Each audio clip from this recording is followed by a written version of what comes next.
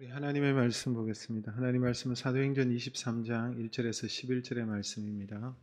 사도행전 23장 1절에서 11절 말씀 우리 다 함께 한 목소리로 합독하겠습니다. 바울이 공회를 주목하여 이르되 여러분 형제들아 오늘까지 나는 범사의 양심을 따라 하나님을 섬겼노라 하거늘 대제사장 아나니아가 바울 곁에 서 있는 사람들에게 그 입을 치라 명하니 바울이 이르되 회칠한 담이여 하나님이 너를 치시리로다. 내가 나를 율법대로 심판한다고 앉아서 율법을 어기고 나를 치라 하느냐 하니 곁에 선 사람들이 말하되 하나님의 대제사장을 내가 욕하느냐. 바울이 이르되 형제들아 나는 그가 대제사장인 줄 알지 못하였노라.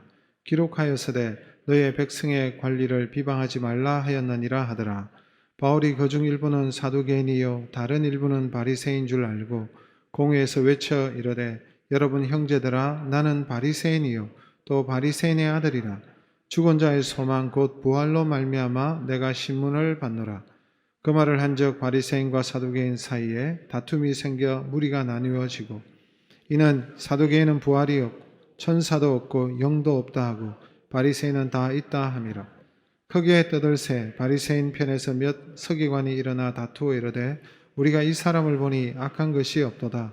혹 영이나 혹 천사가 그에게 말하였으면 어찌하겠느냐 하여 큰 분쟁이 생기니 천부장은 바울이 그들에게 지켜질까 하여 군인을 명하여 내려가 무리 가운데서 빼앗아 가지고 영내로 들어가라 하니라. 그날 밤에 주께서 바울 곁에 서서 이르시되 담대하라. 내가 예루살렘에서 정언한 것 같이 로마에서도 정언하여야 하리라 하시니라. 아멘. 할렐루야. 우리 앞뒤 좌우로 계신 분들과 이렇게 한번 인사하고 또 가정에서 예배 드리시는 분들도 이렇게 한번 인사하면 좋겠습니다. 사랑합니다. 은혜 많이 받으십시오. 이렇게 한번 인사하시겠습니다. 사랑합니다. 은혜 많이 받으십시오. 네. 오늘은 사명자는 다르다라는 제목으로 함께 말씀을 나누기를 원합니다. 여러분 한때 한국 교회에 굉장히 돌풍을 일으키고 센세이션을 일으킨 그런 책 한 권이 있습니다. 한국 교회 저와 여러분들도 이미 다 읽은 책들이 아닐까 생각하는데 여러분 기억하십니까? 목적이 이끄는 삶이라는 책입니다. 리그 워렌 목사님이 기록한 책인데 목적이 이끄는 삶. 저도 15년 전에 열린 하나님교회 부임해서 우리 교회에서 목적이 이끄는 40일 캠페인을 벌였습니다. 40일 동안 이 책을 다 읽고 매일같이 새벽기도 때 그 40일에 따라서 새벽기도를 했습니다. 목적이 이끄는 삶의 책을 가지고 또 주일날도 말씀을 목적이 이끄는 삶이라는 주제로 1, 2, 3, 4 이렇게 하면서 나누었고요. 소그룹 구역 모임에서도 목적이 이끄는 삶을 가지고 서로 나누는 그런 시간들을 가졌는데 초창기에 저와 함께 하셨던 성도님들은 이미 다 아실 것입니다. 그리고 판교에 입동하고 난 다음에도 목적이 이끄는 삶이라는 이 주제 책을 가지고 또 새벽 기도를 한 적이 있습니다. 기억하십니까? 그만큼 이 한국 교회에 바람이 불었습니다. 이것이 얼마나 한국 교회에 바람이 크게 불었는지 대전에 가면 어느 곰탕집인데요. 간판에 이런 간판이 붙었습니다. 목적이 이끄는 곰탕집. 곰탕을 팔더라도 분명한 목적을 가지고 살겠다는 그런 의지죠. 여러분 우리는 가끔씩 우리의 달려가는 길들을 멈추고 우리 스스로에게 질문을 해야 됩니다. 아무리 바빠도 걸음을 멈추고 우리 자신을 살펴보는 시간들이 필요하겠죠. 그러면서 이런 질문을 던질 필요가 있습니다. 오늘 나의 인생을 이끄는 것은 무엇인가? 나는 무엇에 이끌려 살아가고 있는 것인가? 이런 질문들은 반드시 해야만 하는 질문입니다. 오늘날 많은 사람들은 무언가에 이끌려 살아가고 있습니다. 저와 여러분들도 가만히 생각해 보십시오. 여러분은 무엇에 이끌려 여러분의 인생이 가고 있습니까? 무엇에 사로잡혀서 가고 있습니까? 무엇이 여러분의 인생을 이끌어가고 있습니까? 오늘날 많은 사람들은 돈에 이끌려 살아갑니다. 오로지 인생의 목적이 돈이죠. 돈 버는 일에 혈안이 되어져 있습니다. 돈 버는 일에 자신의 모든 것을 겁니다. 돈 버는 것만 생각하고 돈을 어떻게 버는지 돈 버는 일만 이야기하고 돈 버는 일에만 마음을 쏟는 것을 볼 수가 있습니다. 이 돈 버는 것에 너무 마음을 빼앗기다 보니까 정말 소중한 것을 많이 잃어버리는 경우들이 있죠. 사랑하는 사람들을 돈 때문에 잃어버리고 형제를 잊어버리고 그리고 가족을 잃게 되는 그런 경우들이 있습니다. 또 어떤 경우에는 왜 내가 돈을 벌어야 되는지도 모른 채 돈에만 사로잡혀서 달려가는 그런 인생들이 있습니다. 여러분, 돈은 상하기 쉬운 음식과 같습니다. 돈은 우리에게 꼭 필요하지만 이것이 잘못되면 상하기 쉬운 음식처럼 여러분 우리를 부패하게 만들고 타락하게 만드는 그런 위험한 부분들이 있습니다. 돈의 노예가 되면 반드시 그렇게 됩니다. 여러분, 그 인생이 돈에 이끌려가는 사람은 반드시 후회하게 되어져 있습니다. 인생이 돈인 사람은 후회하게 되어져 있습니다. 여러분, 또 이 시대에 어떤 사람들은 욕망에 이끌려 살아가는 사람들이 있죠. 끊임없는 욕망을 채우려고 거기에 매달려 살아갑니다. 여러분, 욕망의 힘은 우리가 생각하는 것보다 훨씬 더 강하고 파워 있습니다. 한번 욕망에 사로잡혀 버리고 난 다음에는 여러분 단 한순간에 인생이 무너질 수도 있습니다. 그 욕망 때문에 단 한순간에 모든 것을 잃어버릴 수도 있습니다. 그 욕망에 사로잡히면요 헤어나올 수 없는 깊은 구렁텅이에 빠져 허우적거리며 살아갈 수 있습니다. 육체적인 욕망, 권력에 대한 욕망, 자리에 대한 욕망의 노예가 되어 거기서 헤어나오지 못하는 사람들이 비일비재합니다. 그리고 또 많은 사람들은 주변 사람들의 시선에 이끌려 살아갑니다. 주변 사람들이 자신을 어떻게 평가하는가, 여기에 굉장히 여러분 중요하게 생각하고 있죠. 사람들의 눈치, 사람들의 평가, 여기에 민감하게 반응합니다. 주변 사람들은 나를 어떻게 생각하고 있을까? 주변 사람들은 나에 대해서 뭐라고 얘기할까? 여기에 신경을 곤두세우는 거예요. 자기의 인생을 살아야 되는데 다른 사람에 이끌려 살아가는 거예요. 다른 사람에 의해서. 그러다 보니까 늘 자신을 잊어버리죠. 자신 누구인지도 잊어버려요. 그래서 어느 날 나는 누구인가 하는 깊은 회의감에 빠지게 되는 경우들도 있습니다.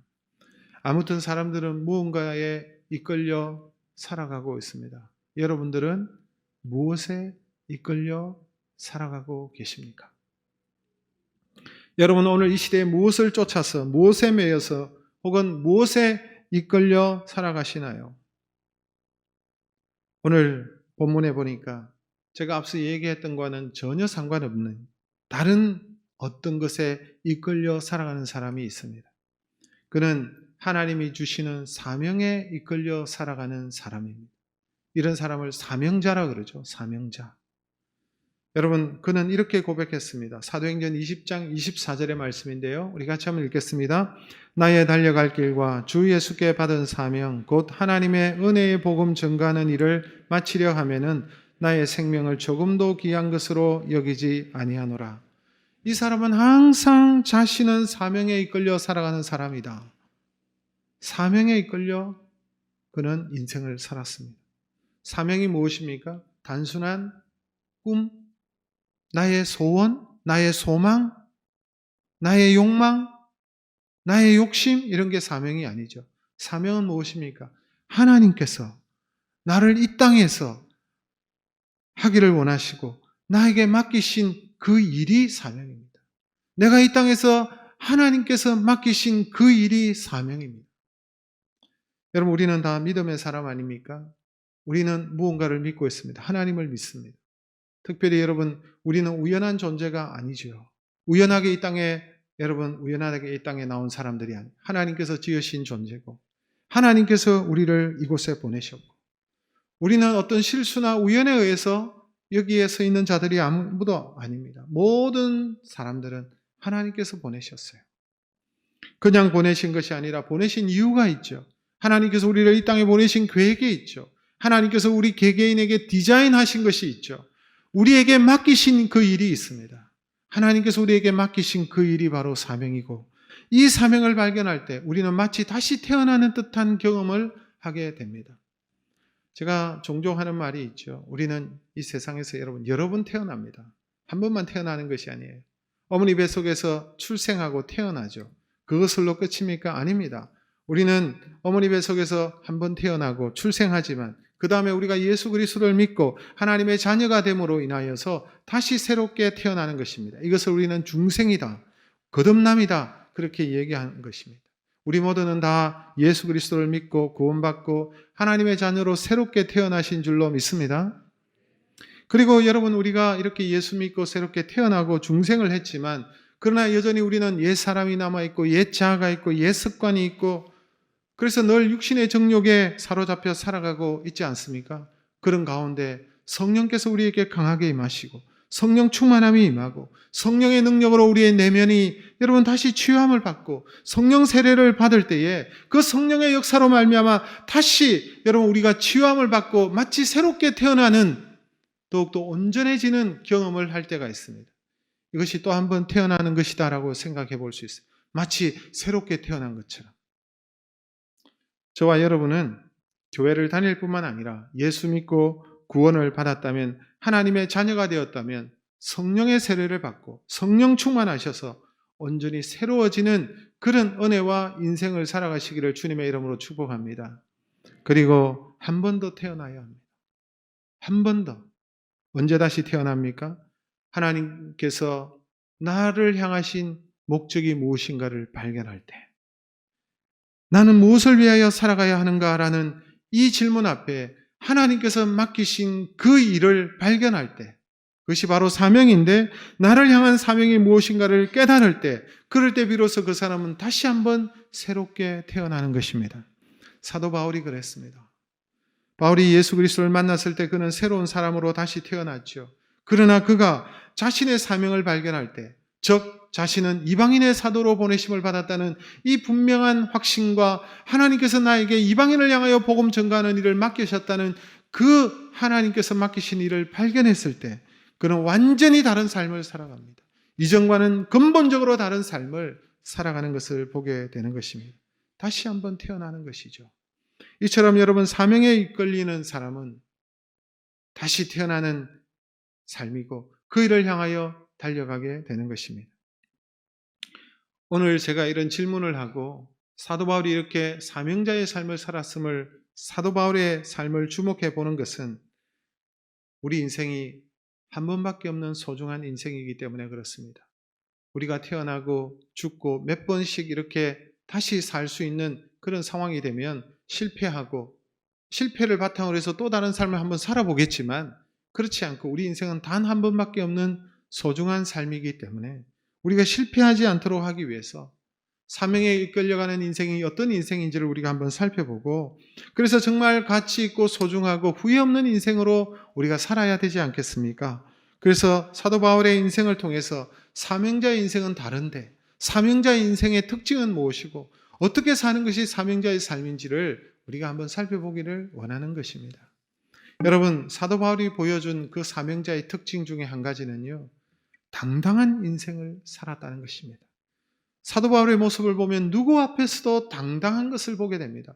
여러분, 사도 바울이 비굴하거나 사도 바울이 살기 위해서 노력하거나 이런 걸 보셨습니까? 아니에요. 사도 바울은 당당했습니다. 비록 지금 심지어 죄수로 잡혔잖아요. 죄수로 잡혀서 공의 앞에서 지금 재판을 받는 상황이거든요. 어떤 판결이 내릴지 여러분, 법원에 가면 두근두근 하지 않겠습니까? 사람들은 어떤 판결이 내릴지 두근두근 할 거예요. 여러분, 지금 군중들이 그를 죽이려고 외치고 있습니다. 마치 예수님을 향하여 군중들이 외쳤죠. 빌라도의 그 재판 앞에서 십자가에 못 박으소서. 그렇게 외치지 않았습니다. 사도 바울이 지금 딱 그런 상황이었습니다. 예루살렘으로 돌아와서 여러분, 많은 유대인들이 그를 죽이려고 지금 노력하고 있는 거예요. 그를 죽이라고 외치는 아주 위험한 상황인데 그때 사도 바울은 당당했습니다. 오늘 1절을 보세요. 우리 1절 말씀을 다시 한번 읽겠습니다. 바울이 공회를 주목하여 이르되 여러분 형제들아, 오늘날까지 내가 범사의 양심을 따라 하나님을 섬겼노라 하거늘. 지금 바울이 뭐라고 얘기합니까? 오늘날까지 나는 범사에 항상 양심을 따라서 하나님을 섬겼다. 내 양심에 비추어서 나는 부끄러움이 없이 하나님을 섬겼다. 여러분, 지금 당당하다고 지금 말하고 있는 것입니다. 이것은 여러분 교만함이 아닙니다. 교만함과 당당함은 다른 것이죠. 교만은 무엇입니까? 자신이 작은 것을 해놓고는 아주 많은 것을 한 것처럼 부풀려서 얘기하는 것이 교만이죠. 하나를 하고는 마치 10개를 한 것처럼 자신을 높이고 자신을 드러내는 그런 것이 여러분 교만함입니다. 그러나 당당함은 다릅니다. 당당함은 무엇입니까? 나는 지금까지 양심을 따라서 하나님께서 원하시는 삶을 살았다. 최선을 다하여 살았다. 나는 내가 해야 할 일들을 하며 살아왔다. 그래서 누구 앞에서도 나는 부끄럽지 않다. 이것이 여러분 당당함이죠. 이것이 당당함이에요. 비록 지금 죄수처럼 붙잡혀 와서 재판을 받지만 재판받는 이유는 내가 해야 할 일을 했기 때문에 지금 재판을 받고 있다라고 말하는 것과 같습니다. 여러분, 바울은 자신이 무엇을 해야 되는지 분명히 아는 사람이었죠. 정확하게 아는 사람이었습니다. 하나님의 부르심이 분명했고 그는 그 부르심에 이끌려 살았던 것입니다. 갈라디아서 2장 8절 말씀인데요. 같이 읽습니다. 베드로에게 역사하사 그를 할례자의 사도로 삼으시니가 또한 내게 역사하사 나를 이방인의 사도로 삼으셨느니라. 보세요. 바울은 자기 자신이 무엇을 해야 되는지 자기 자신에 대해서 분명히 잘 알고 있었습니다. 나는 이방인의 사도다. 여러분, 바울의 서신서를 보세요. 바울의 서신서를 보면 한결같이 자기를 소개할 때 이방인의 사도로서 자신을 언급하고 이 일에 부르심을 받았다라고 얘기합니다. 이방인의 사도가 되어서 그는 복음을 전했고 이 일에 최선을 다했고 지금까지 후회 없이 그렇게 살아왔다는 것입니다. 자신의 양심에 비추어서 사람들 앞에서도 하나님 앞에서도 이 일에 자신은 전심전력을 다 해왔다. 그래서 해야 할 일을 해왔다. 당당한 거예요. 사랑하는 성도 여러분, 어떤 사람이 당당합니까? 여러분 주변을 한번 보세요. 어떤 사람이 당당하던가요? 여러분, 해야 할 일을 한 사람이 당당합니다. 학교도 마찬가지죠. 선생님이 우리 학생들에게 숙제를 내주지 않습니까? 숙제를 내주면 숙제를 다 해온 학생은, 해야 할 일을 한 학생은 당당합니다. 그런데 숙제를 안 해온 아이는 어떻습니까? 당당함이 없어요. 숙제를 안 해왔기 때문에 1시간 내내 긴장하고 불안하고 선생님이 숙제 검사하면 어떡할까? 막 불안한 거예요. 그거. 그렇게 불안할 바에야 숙제를 하지. 그런데도 숙제를 안 하는 미련한 그런 모습들이 아이들에게 있단 말이에요. 그렇죠? 여러분, 숙제를 해온 학생은요 당당합니다. 선생님이 혹시 숙제 검사를 잊어버리고 지나가면 마치 서운해요. 숙제 검사를 꼭 해야 되는데 숙제를 해왔기 때문에 해야 할 일을 한 사람은 이처럼 당당한 거예요. 여러분, 우리 예수 믿는 사람에게 무엇보다도 이 당당함이 필요합니다. 교만하라는 말이 아니에요. 여러분, 어떤 경우라도 비굴해서도 안 됩니다. 당당해야 합니다. 그런데 우리가 언제 당당할 수 있을까요? 그것은 우리가 해야 할 일을 다 했을 때, 그 일을 성실하게 감당했을 때 당당함이 있습니다. 교회 일뿐만 아니라 그리스도인들은 직장에서도 성실해야 됩니다. 최선을 다해야 됩니다. 그리스도인들이 자기 일에 성실하고 그 일에 최고가 되도록 노력해야 되는 것입니다. 빈둥빈둥하면서 상사의 눈치나 보면서 그런 인생을 살면 당당할 수가 없죠. 늘 눈치 보는 인생이 그 무슨 당당함이 있어요. 예수 믿기 때문에 그래서 우리는 2배로 열심히 살아야 되는 거예요. 그래야 세상에서 당당할 수 있습니다. 그래야 우리가 하고자 하는 복음을 전할 수 있다는 사실입니다. 많은 직장인들이요, 직장에 가서 자신이 예수 믿는다는 것을 드러내지 않습니다. 숨깁니다. 여러분, 그러나 내가 회사에서 인정을 받고 최선을 다하고 성실하게 하고 없어서는 안 되는 그런 존재가 된다면 예수 믿는 것이 너무나도 당당하고 그런 믿음의 사람으로서 복음을 전하는 것이 너무나도 떳떳한 것이 될 수 있습니다. 빈둥빈둥하면서 성실하지 못하고 최선을 다하지 못하는 사람은 온전한 그리스도인이 될 수가 없습니다. 한 걸음 더 나아가서 하나님께서 나에게 주신 일이라면, 하나님께서 나에게 감동을 주신 일이라면, 하나님께서 교회에서, 가정에서, 사회에서 나에게 하라고 하신 일이라면 그 일을 성실하게 감당하는 사람들에게 하나님께서 주시는 선물이 있습니다. 당당함입니다. 여러분, 이러한 은혜가 있기를 주님의 이름으로 축복합니다. 두 번째로 여러분, 사명자는 무엇이 다를까요? 사명자의 특징이 무엇이냐? 오늘 바울의 모습을 보니까 그의 삶에 아무리 어려움이 와도 담대한 삶을 사는 것을 볼 수가 있어요. 담대함. 당당함과 담대함은 다르죠. 담대함은 용기 있는 삶인데요. 고난이 와도 어려움이 와도 힘든 일이 찾아와도 두려워하지 않는 것을 말합니다. 바울은 사람들이 죽이려고 할 때도, 혈안이 되어 있을 때도, 여러분 아무도 자신의 편을 들어주지 못하는 그런 상황일지라도 여러분 담대함이 있었습니다. 사도 바울이 말을 하면 그 입을 치라 이렇게 얘기하고 있지 않습니까? 오늘 여러분 2절의 말씀을 보십시오. 같이 읽습니다. 대제사장 아나니아가 바울 곁에 섰는 사람들에게 그 입을 치라 명하니, 지금 사도 바울이 자신을 변론하고 있거든요. 자신에게 죄가 없다.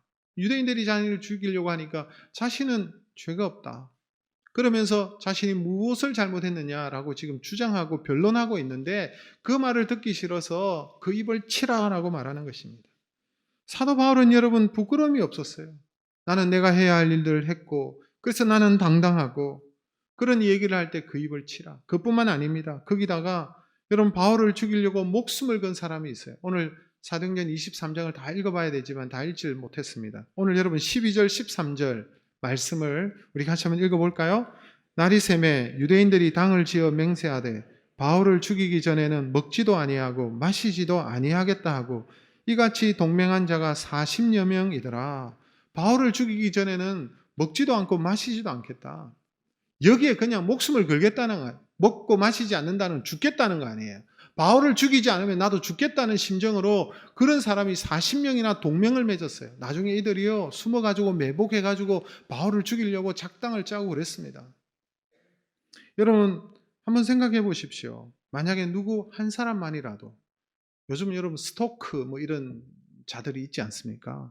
연예인들에겐 특히 많이 있는데, 만일 누가 한 사람이 나를 해하려고 하고 나를 지속적으로 따라다니고 나에게 위협을 하고 문자를 보내고 집 앞에도 서 있고 골목 앞에도 서 있고 내가 가는 곳곳에 항상 나를 주시하고 있고 나를 해치려고 하고 있고 자신의 요구를 들어주지 않으면 찔러 죽이겠다고 얘기하고, 이런 사람이 여러분 있다고 생각해 보십시오. 여러분 주변에. 불안해서 어디 나가겠습니까? 얼마나 불안하겠습니까? 그런데 오늘 바울은 보세요. 죽이려고 하는 사람이 40명이나 되고 있어요. 먹지도 마시지도 아니하면서 가는 곳곳마다 해하려고 작정한 자들입니다. 얼마나 여러분 위험하고 두려울까요? 그런데 바울은 두려워하지 않습니다. 그 이유는 그가 해야 할 일이 있기 때문에 그래요. 사명이 있기 때문에 그런 것입니다. 그 일을 다 하지 않고는, 다 이루지 않고는 나는 죽지 아니하리라라는 생각을 가지고 있는 것을 볼 수 있습니다. 그런 확신이 있었어요. 죽음 가운데서도. 그래서 담대한 것입니다. 여러분 오늘 본문 11절의 말씀을 보세요. 같이 한번 읽겠습니다. 그날 밤에 주께서 바울 곁에 서서 이르시되 담대하라. 내가 예루살렘에서 나의 일을 증거한 것 같이 로마에서도 증거하여야 하리라 하시니라. 사실 여러분 사도 바울도 요즘 아이들이 하는 말로, 속된 말로 쫄린다 뭐 이런 말이 있는데, 쫄 수 있죠. 두려움이 있을 수 있죠. 그런데 주님께서 그날 밤에 바울에게 나오셔서 말씀하시잖아요. 바울아, 네가 이렇게 잡혀서 너를 죽이려고 하는 사람이 많고 40명이나 동맹을 맺고, 그런데 너 안 죽어. 안 죽는다. 그 이유는 네가 해야 할 일들이 있는데 예루살렘에서처럼 로마에서도 증언해야 되니까. 나는 죽지 않는다. 담대하라. 주님께서 말씀하고 계신 거예요. 여러분 사명자는 그래서 담대할 수 있습니다. 해야 할 일들이 있기 때문에. 아직도 내가 주님께서 맡기신 그 일들을 할 일이 남았기 때문에 담대함이 있는 거예요. 죽음 앞에서도. 여러분 우리가 사순절 기간을 보내고 있고 좀 있으면 3월 29일부터 4월 3일까지 고난주간 특세가 있습니다. 4월 4일이 이제 부활주일이죠. 고난주간이 되면 항상 특세를 제가 인도를 했습니다. 근데 가만히 생각해 보니까 제가 1년에 한 3차례씩 이렇게 특세를 인도하는 것 같습니다. 초창기에는요 3주간을 특세한 적도 있습니다. 목적이 이끌리는 40일 캠페인 할 때는 그냥 계속 달렸어요. 그리고 보통은 2주씩 이렇게 특세를 하다가 요즘은 좀 줄었죠. 줄어가지고 한 주씩 이렇게 특세를 하는데, 신년 특세, 고난주간 특세, 그리고 세겹줄 특세 이래가지고 한 1년에 3차례 정도씩 이렇게 특세를 하는데, 특세를 열심히 이제 하고 인도를 하면 성도님들이 저를 염려하는 의미에서 목사님 안 피곤하십니까? 목사님 몸은 괜찮으십니까? 목사님 건강은 괜찮으십니까? 안 아프세요? 이런 얘기를 해요. 그럴 때 제가 전에 이런 얘기를 한 것 같아요. 목사는요 아프면 안 돼요. 저는 아프면 안 됩니다. 해야 할 일이 있기 때문에. 제가 그런 얘기를 한 적이 있는 것 같습니다. 여러분 제가 지금까지 특세 인도를 1년에 3차례씩 거의 했으니까 제가 뭐 정확하게는 모르겠는데요. 15년 차 아닙니까? 그래서 한 40회 이상은 제가 특세 인도를 한 것 같습니다. 제가 외부 강사는 잘 안 세웠던 것 같아요. 거의 제가 다 특세 인도를 이렇게 했는데요. 정말 신기한 것은 제가 한 번도 빠지지 않고 개근했다는 사실입니다. 놀랍죠? 아마 특별한 일이 없으면 이번 고난주간 특세도 제가 개근할 겁니다. 여러분보다 개근할 확률이 훨씬 높습니다. 왜 그럴까요? 해야 할 일이 있기 때문에. 해야 할 일이 있기 때문에. 사랑하는 성도 여러분, 사람은 할 일이 분명한 사람은요, 약해지지 않아요. 할 일이 있는 사람은요, 아파도 해요. 할 일이 있는 사람은요, 쉽게 죽지 않습니다. 여러분, 사람이 아프다고 빨리 죽나요? 아프다고 안 죽더라고요. 아픈다고 죽는 것이 아닙니다. 건강하다고 오래 살까요? 건강한 사람이 오래 살 것 같지만 건강한 사람이, 멀쩡한 사람이 갑자기 가시더라고요.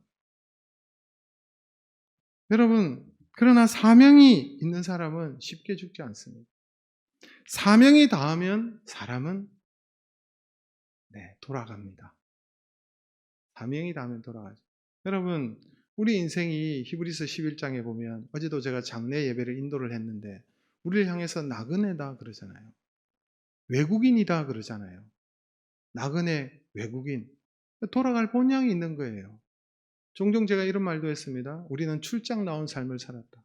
출장 나와서 그 출장의 모든 일을 마치고 나면 어디로 갑니까? 다시 복귀. 여러분, 우리도 하나님께서 우리에게 맡기신 일이 있기 때문에 우리를 이 땅에 보내셨고, 그 맡기신 일이 끝나면, 사명이 끝나면 하나님께로 돌아가는 것입니다. 우리의 영원한 본향, 더 나은 본향으로 돌아가게 될 줄로 믿습니다. 그래서 저는 이런 생각이 들었어요. 사명이 수명이구나. 사명이 수명이구나. 맞습니까? 여러분, 사명이 없다면 살아도 살아있는 인생이 아닙니다. 자신의 사명이 무엇인지 모르면 살아있는 인생, 살아있는 것처럼 보이지만 살아있는 인생이 아니죠. 예수 안 믿는 사람은요, 살아있다고 얘기하지 않고 죽었다라고 표현하고 있어요. 주님과 단절되었기 때문에 영원한 생명이 없는 거예요. 여러분, 오늘 이렇게 아름답게 꽃꽂이를 하고, 매화꽃이죠? 매화 맞습니까? 꽃꽂이를 했지만 잘렸어요. 살아있는 것처럼 보이지만 결국은 시들고 죽는 것입니다. 여러분, 사명이 없는 인생은 살아도 살아있는 인생이 아니고 무의미한 인생이 될 수가 있습니다. 여러분, 사명이 나를 새롭게 하고요, 사명이 내가 살아있다는 것을 느끼도록 만들어줍니다. 바울은 죽음의 위협 가운데서도 담대할 수 있었던 분명한 사실은, 확신이 있었기 때문에, 하나님께서 나에게 맡기신 이 일을 마치기 전에는 나는 죽지 않는다. 어떤 위협이 있어도, 어떤 죽음의 위협이 있어도 나는 죽지 않는다는 그런 확신이 있었다는 것입니다. 빌립보서 1장 6절의 말씀 우리 같이 한번 읽겠습니다. 너희 속에 착한 일을 시작하신 이가 그리스도 예수의 날까지 이루실 줄을 우리가 확신하노라. 여러분, 빌립보서는 사도 바울이 감옥에서 기록한 옥중서신입니다.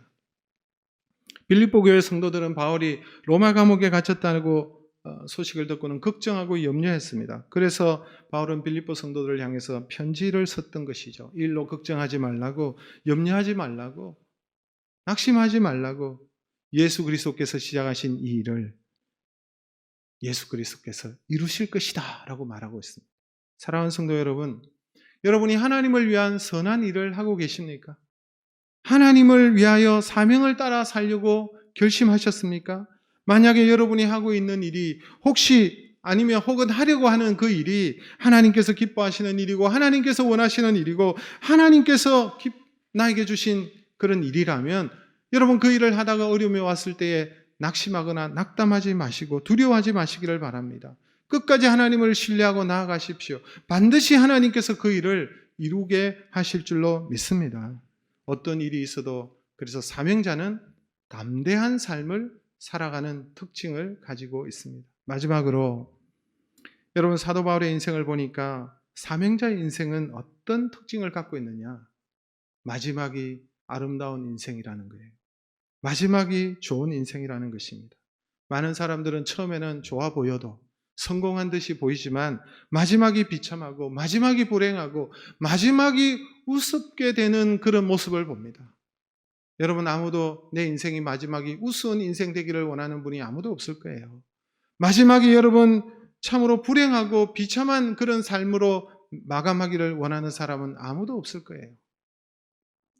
여러분, 어떤 인생을 보니까 후회만 가득한 인생이 있더라고요. 열심히 살은 것 같은데, 돈은 열심히 벌은 것 같은데, 뭘 한다고 열심히 한 것 같은 돌아보니까 후회밖에 없어요. 이만하면 잘 살았다라고 생각이 전혀 안 되고 후회만 되는 거예요. 내가 왜 그랬을까? 왜 그랬을까? 돌이킬 수 없죠. 어떤 분들은 원망만 하다 가는 분이 있어요. 늘 원망만 해요. 누구 탓만 하고 원망만 하고 남편 탓, 뭐 온갖 탓을 다 하는 거예요. 한이 가득해가지고. 여러분, 얼마나 그 인생이 여러분 불행한 인생입니까? 어떤 인생은 안타까워요. 왜 저렇게 살다 갈까? 왜 저렇게 인생으로 끝날까? 안타까움만 가득한 인생이 있죠. 그러나 어떤 인생은요, 감동을 주는 인생이 있어요. 정말 아름다운 모습으로 비춰지는 그런 인생이 있습니다. 감동을 주는 인생이 있습니다. 여러분, 바울의 마지막의 고백을 한번 우리 같이 한번 읽겠습니다. 디모데후서 4장 7절 8절 말씀 같이 읽습니다. 나는 선한 싸움을 싸우고 나의 달려갈 길을 마치고 믿음을 지켰으니 이제 후로는 나를 위하여 의의 면류관이 예비되었으므로 주 곧 의로우신 재판장이 그날에 내게 주실 것이니 내게만 아니라 주의 나타나심을 사모하는 모든 자에게니라. 저는 이 말씀을 묵상하고 읽을 때마다 아무나 이런 고백을 할 수 있는 것이 아니다. 여러분, 인생의 말년에 이런 말을 할 수 있는 사람이 과연 몇 명이나 있을까? 부럽고, 여러분, 이러한 모습으로 고백하고 싶은 마음이 간절합니다. 사도 바울을 보세요. 나는 선한 싸움을 싸웠다. 나는 달려갈 길을 마쳤다. 나는 믿음을 지켰다. 나는 후회 없는 삶을 살았다. 하나님께서 나에게 하라고 하신, 허락하신 그 길을 따라서 열심히 달려갔다. 대단하지 않을지는 몰라도 하나님께서 인정하는 삶을 살았다. 나는 후회가 없고 이제 나를 위하여 의의 면류관이 예비되어졌다. 이런 고백을 지금 마지막에 그 인생 말년에 디모데에게 하고 있지 않습니까? 이것이 여러분 사명에 이끌려 사는 사람의 감동적인 모습입니다. 마지막의 고백입니다. 저와 여러분이 이렇게 아름답게 마감되어지시기를 주님의 이름으로 축복합니다. 우리 한국에 방지일 목사님이라는 분이 계셨습니다. 2014년도에 돌아가셨는데요. 이분은 평양신학교를 졸업하시고 이분은 한국에서 사역을 하지 않고 중국에 들어가서 21년간 선교사로서 일하셨습니다. 21년간 선교 사역을 감당하시다가 중국에서 추방을 당했죠. 추방을 당해서 한국에 나오셔서 영등포 교회를 맡아서 목회를 하시고 은퇴를 하셨습니다. 그러다가 103세에 소천하셨어요. 여러분, 103세까지 살았던, 장수하셨다는 것이 놀라운 것이 아니라요. 이분은 100세가 넘기까지 설교하셨답니다. 휠체어를 타고 힘이 있을 때까지 말씀 사역을 멈추지 않고, 그를 부르는 곳이라면 어디든지 가서 말씀을 전하고 설교하셨다는 것입니다. 이분이 늘 하셨던 말씀이 이런 말씀이래요. 달아서 없어질지언정 녹슬지는 않으리라. 그리고 이분이 하신 말씀이 나는 비굴하게 살지 않겠다. 그리스도 안에서 항상 나는 당당한 삶을 살겠다. 그리고 누가 물어봤습니다. 목사님, 회개가 무엇입니까? 회개란 내가 죽고 예수가 사는 것이 회개다. 그런 말씀을 자주 하셨다고 합니다. 그분의 삶이 너무나도 아름다웠고요.